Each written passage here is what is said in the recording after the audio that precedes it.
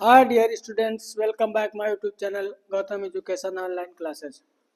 छात्रों, आज हम लेकर आए हैं कक्षा 12 ग्रामर से साइंथिसिस, द रूल ऑफ साइंथिसिस के नियम। सिंपल सेंटेंस, दो या दो से अधिक सिंपल सेंटेंसों को जोड़कर एक सिंपल सेंटेंस बनाना। तो दो या दो से अधिक सिंपल सेंटेंसों को जोड़कर एक सिंपल सेंटेंस कैसे बनाया जाता है, इस पर चर्चा करेंगे। और पहले हम आपको सिंपल सेंटेंस पढ़ाएंगे, फिर कॉम्प्लेक्स, फिर कंपाउंड, यानी तीनों तीनों तरह के सेंटेंस, यानी सिंपल सेंटेंस, कॉम्प्लेक्स सेंटेंस और कंपाउंड सेंटेंस। इनको हम कैसे परिवर्तित करते हैं, ये आज हम डिटेल से सीखेंगे।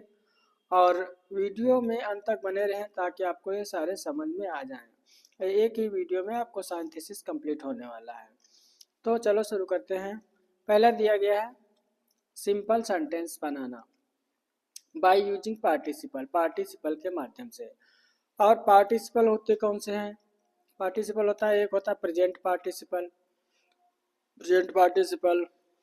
Past present participle, past participle, perfect participle.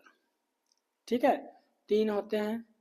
तो प्रेजेंट पार्टिसिपल में क्या होता है, इसमें हम वर्ब की फर्स्ट फॉर्म में आईएनजी जोड़ देते हैं।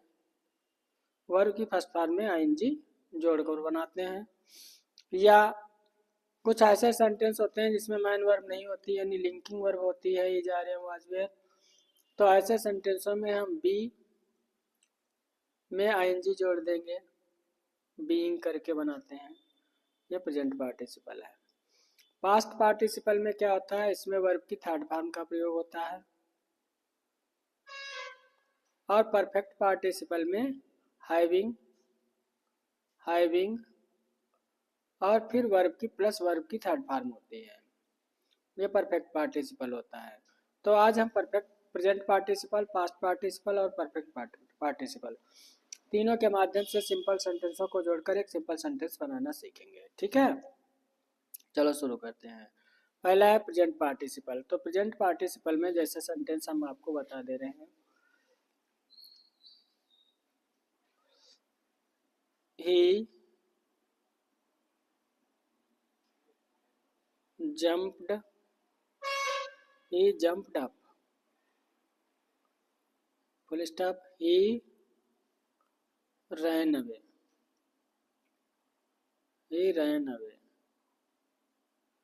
ठीक है। ही जम्प्ड अप, वह कूदा, ही रैन अवे, वह भाग गया। अब दो सेंटेंस हैं, इन दोनों सेंटेंसों को जोड़कर हम एक नया सिंपल सेंटेंस बनाएंगे। तो कैसे बनाएंगे, तो पहले हम लिख लेंगे ही। अब यहाँ पे हम ही जम्प्ड अप, इसमें मैन वर्ब कौन सी मिल रही, जम्प्ड। ठीक, वर्ब की सेकेंड फॉर्म है। और हमने बताया क्या है कि आपको वर्ब की फर्स्ट फॉर्म में आईएनजी जोड़ देना है। क्या करना है, वर्ब की फर्स्ट फॉर्म में आईएनजी जोड़ना है। ठीक है, तो हम क्या करेंगे, जंप में आईएनजी जोड़ देंगे। तो क्या हो जाएगा, जंपिंग।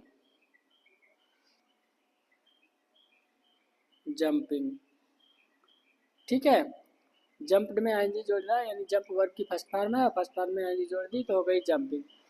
फिर लिखा है आप जंपिंग अप, फिर यहाँ भी ही है, यहाँ भी ही है, तो हम ही ले लेते हैं प्रोनाउन ही। फिर रैन अवे, ही रैन अवे, हो गया। ठीक है, तो आपके समझ में आ गया होगा। अब ये वर्ब की फर्स्ट फॉर्म में आएंगी जोड़कर हमने इस तरीके से सेंटेंस बना लिया। इसका अर्थ हो गया जंपिंग अप, कूद करके, ही रन अवे, वह भाग गया, कूद करके वह भाग गया। अब दूसरा सेंटेंस, ही वाज हंग्री। एक सेंटेंस ये हो गया, ही एट एप्पल्स। ठीक, ही वाज हंग्री, वह भूखा था, ही एट एप्पल्स, उसने सेब खाए। अब देखिए ये लिंकिंग वर्ब है, ये इज, वाज दिया गया, वाज, ही वाज हंग्री, वह भूखा था। तो वाज क्या है, लिंकिंग वर्ब है। इधर मेन वर्ब नहीं मिल रही है, क्योंकि लिंकिंग वर्ब में मेन वर्ब नहीं होती है। तो हम क्या करेंगे, इस वाज को हटाएंगे और हम लिखेंगे बीइंग। क्या लिखेंगे, बी लिखेंगे और आईएनजी जोड़ देंगे तो हो जाएगा बीइंग। फिर हंग्री, बीइंग हंग्री, ठीक है। फिर ये ही, इधर भी ही है इधर भी है, ही लिख लिया, ही एट एप्पल्स।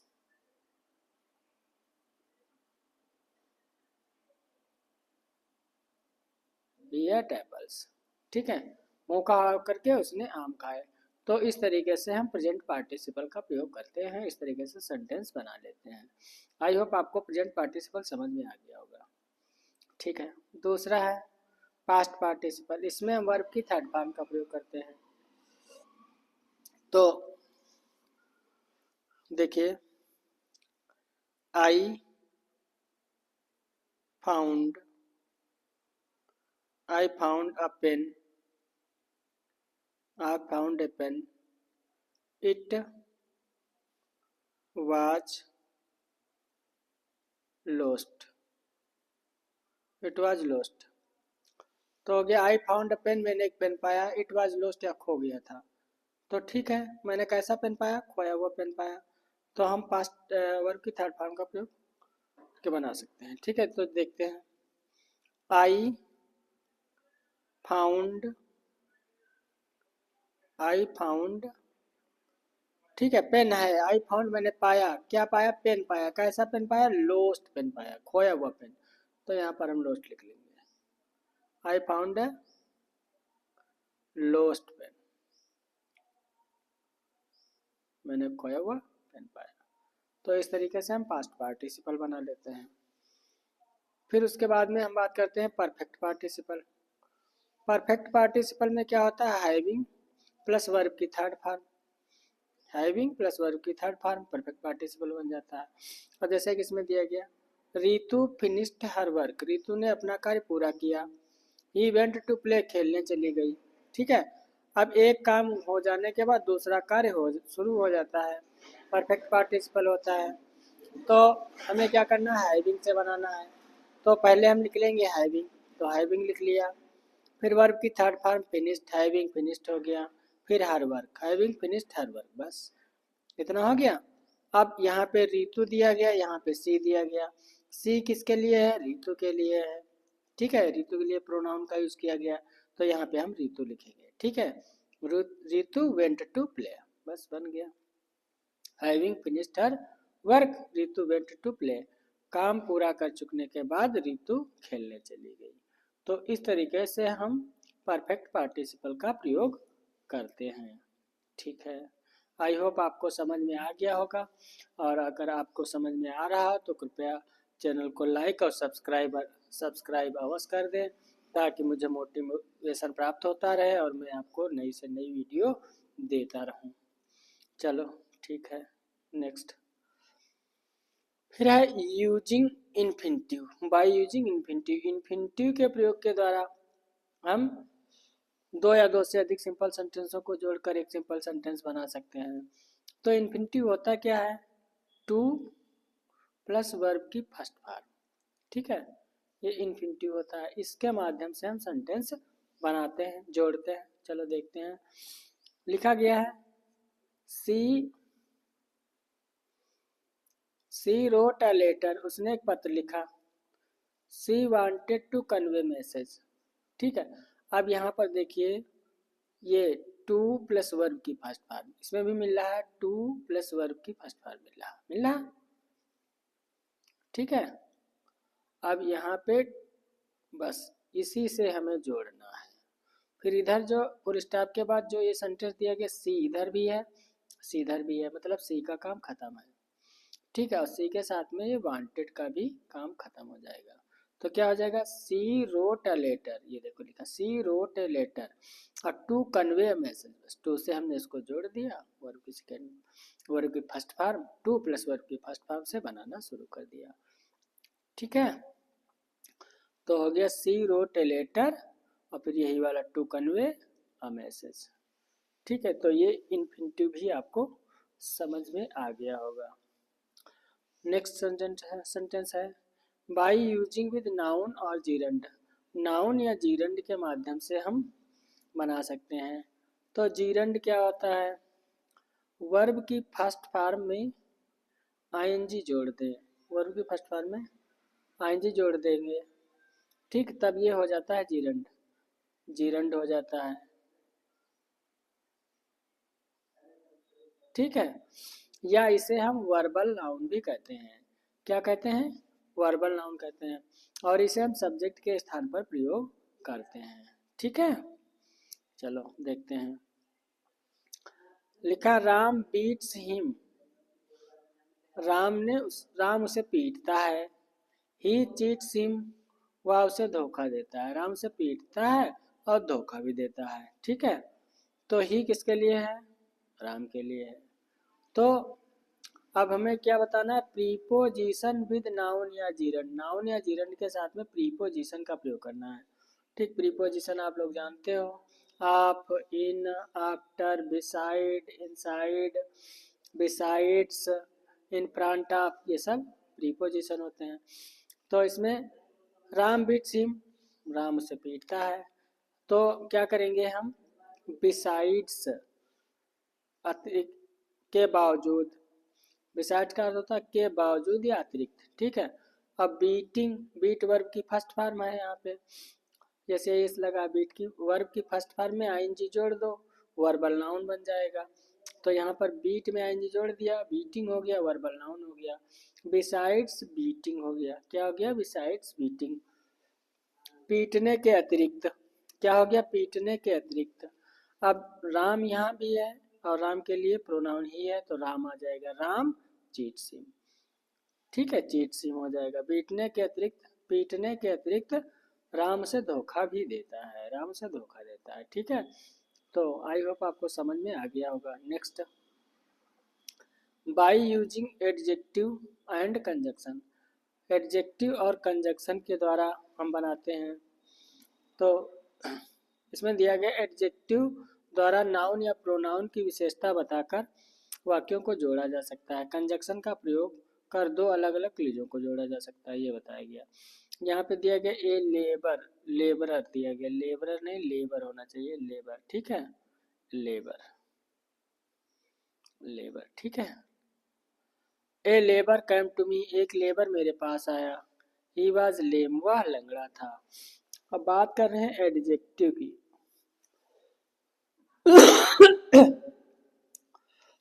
एडजेक्टिव के माध्यम से हम बनाएंगे, ठीक है।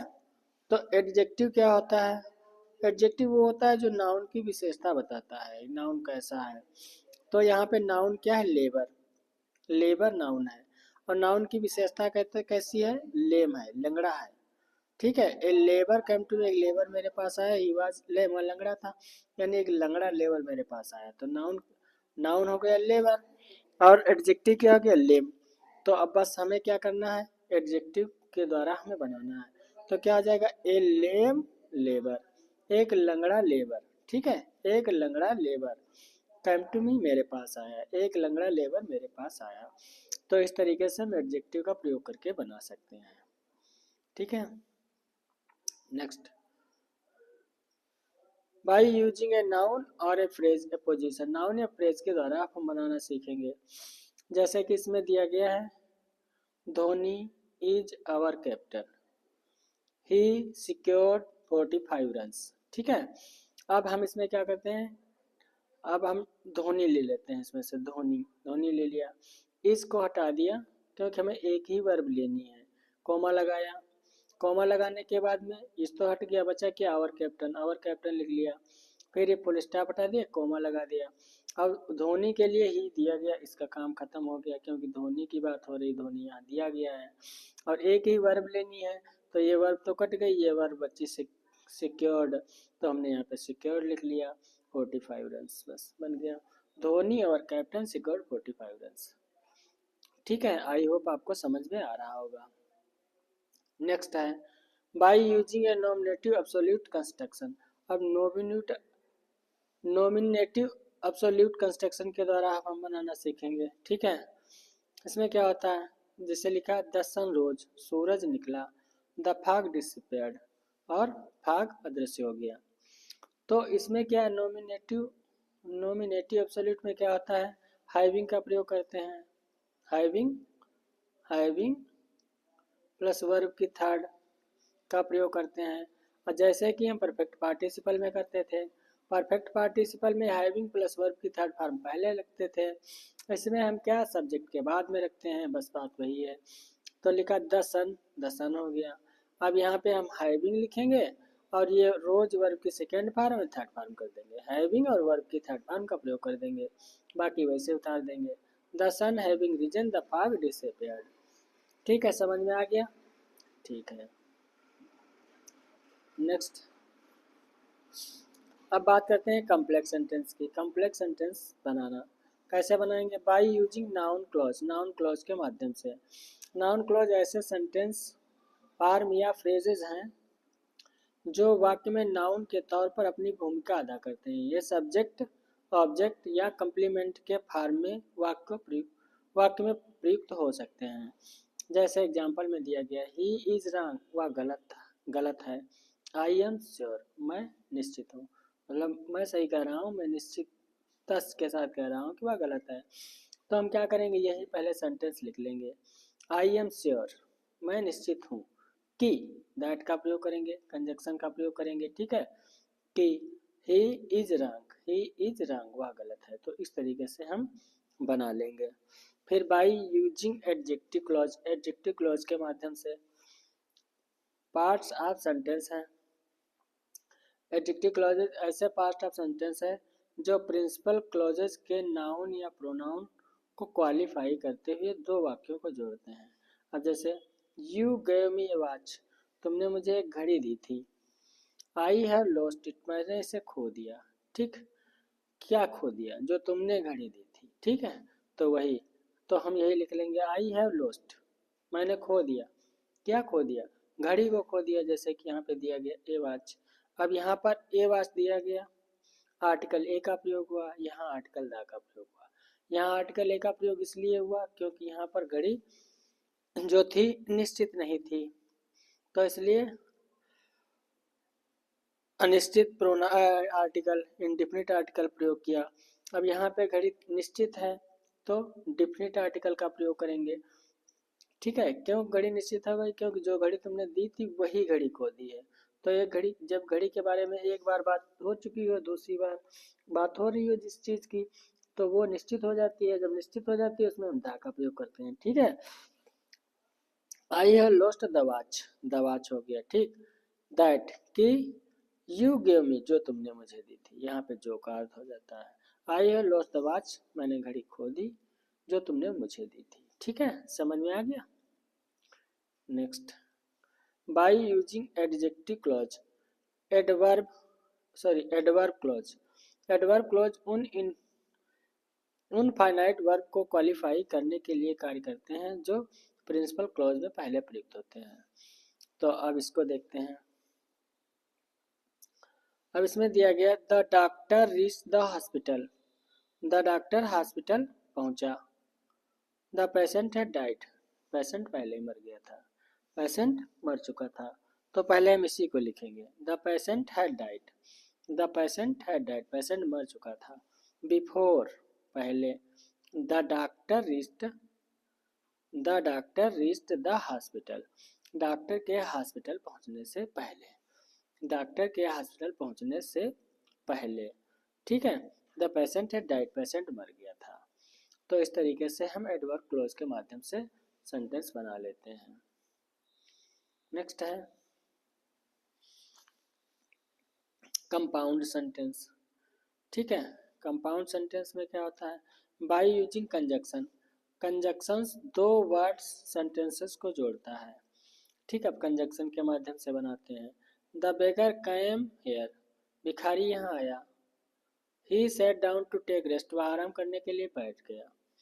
ठीक है, तो हम क्या बनाएंगे, द बेगर कैम हेयर, बेगर यहाँ आया और वो बैठ गया, तो और की अंग्रेजी लेंगे और एंड हो गया। सेट डाउन, ये लिखा sat down, to take rest. ठीक है, the beggar came here and sat down to take rest. अब कंजक्शन के माध्यम से एंड बट आदि के माध्यम से हम बनाते हैं इनको, एंड बट एट। ठीक है। ठीक, next, by using relative pronoun, relative pronoun के माध्यम से। रिलेटिव प्रोनाउन कौन से होते हैं? हु, विच, दैट, हुम, इनके माध्यम से हम कंपाउंड सेंटेंस बनाते हैं। आई सा ए बॉय, मैंने एक लड़का देखा। ही वॉज ब्लाइंड, वह अंधा था। ठीक, मैंने एक लड़का देखा जो अंधा था। अब वही जो अंधा था कि अंग्रेजी हमें यहाँ पे हु लेना पड़ेगा, रिलेटिव प्रोनाउन। तो आई सा ए बॉय, मैंने एक लड़का देखा। हु वॉज ब्लाइंड, जो अंधा था। और हु का प्रयोग क्या होता है? हु जो होता है सब्जेक्टिव प्रोनाउन है, तो सब्जेक्ट के स्थान पर प्रयोग किया जाता है। इसके बाद में वर्ब आएगी, ठीक है, और इससे पहले नाउन आएगा, इसके बाद में वर्ब आएगी, ठीक है। तो इस तरीके से हम प्रयोग कर लेते हैं। आई सा a boy who was blind, तो इस तरीके से हम बना लेंगे, ठीक है। समझ में आ गया? Next, by using relative adverb, relative adverb के माध्यम से। जैसे रिलेटिव एडवर्ब होते कौन से हैं? वेयर है, व्हेन है, हाउ है, आदि के प्रयोग से कंपाउंड सेंटेंस बनाते हैं हम। जैसे आई वेंट टू आगरा, मैं आगरा गया। आई सा द ताज देर, मैंने वहाँ ताज देखा। अब देर स्थान की बात कर रहा है, तो वह वेयर हो जाएगा, जहाँ मैंने ताजमहल देखा। आई वेंट टू आगरा, मैं आगरा गया। वेयर आई सा द ताज, जहाँ मैंने ताज देखा। आई होप आपको ये समझ में आ रहा होगा। समझ में आ गया हो तो कृपया लाइक और शेयर अवश्य करें।